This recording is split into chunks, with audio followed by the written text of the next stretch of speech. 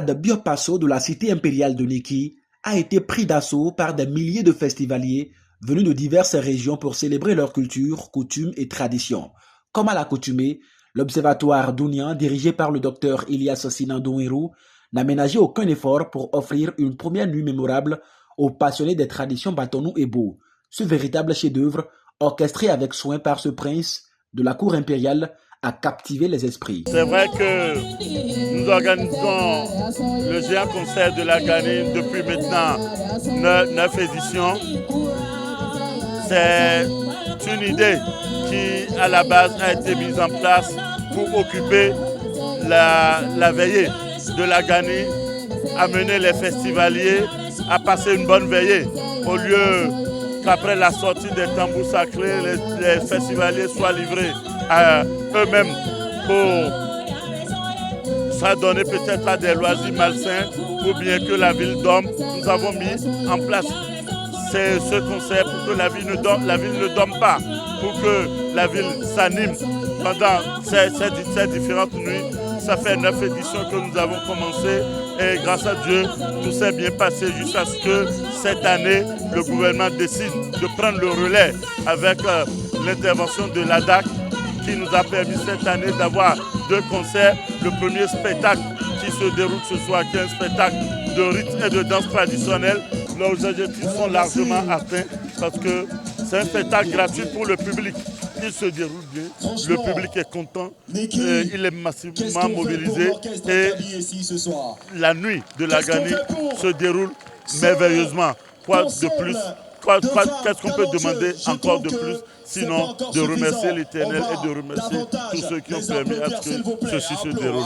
Et la mise en avant de la culture avec une nuit entièrement dédiée aux rythmes traditionnels locaux. Pour cette première nuit, plusieurs vedettes et troupes de musique traditionnelle béninoise ont enflammé la scène, offrant des performances vibrantes qui ont enchanté le public. Le soutien et la participation de grandes voix de la musique traditionnelle béninoise ont marqué cette nuit de la Gani d'une empreinte indélébile.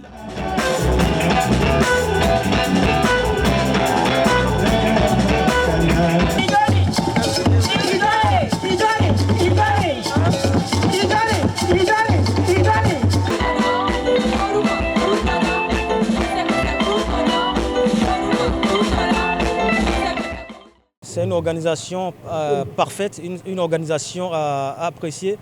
Elle est salutaire. Moi, je les félicite déjà parce que tu vois, c'est pas facile d'organiser.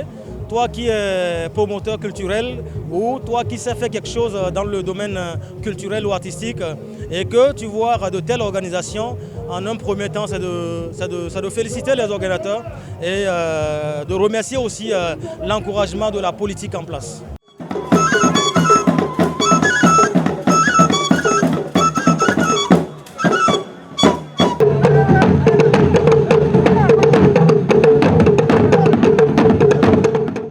Les autorités politico-administratives ont rehaussé l'éclat de cet événement à travers leur présence. Elles ont exprimé leur satisfaction quant à l'organisation impeccable de cette édition qui, depuis 9 ans, s'impose progressivement comme un véritable label culturel. Les appréciations sont bonnes parce que c'est la revivance de la culture Batonou et Bo. Parce que c'est les deux. Dans les tableaux, il y a les tableaux Batonou, il y a les tableaux Bo. Donc c'est la revivance et ça prouve que nous sommes bel et bien à la Gani à Niki, qui est une fête des Bo et des Batonou, une fête culturelle, une fête culturelle aussi. Qui perd sa culture, perd sa personnalité, perd ses origines. Et nous ne pouvons pas nous développer en perdant notre culture, en délaissant notre culture et en valorisant la culture des autres. Et l'appel que j'ai à faire, c'est de dire aux jeunes que nous n'avons pas de raison de délaisser nos cultures et embrasser les cultures des autres. Non, ça ne peut pas nous amener loin.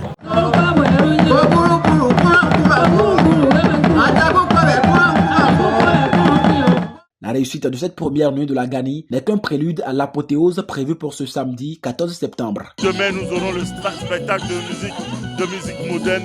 Grâce à l'appui de l'ADAC, ça veut dire que le gouvernement a compris que ce que nous étions en train de faire depuis quelques années, c'était ce qu'il faut faire pour vraiment rehausser la Gani.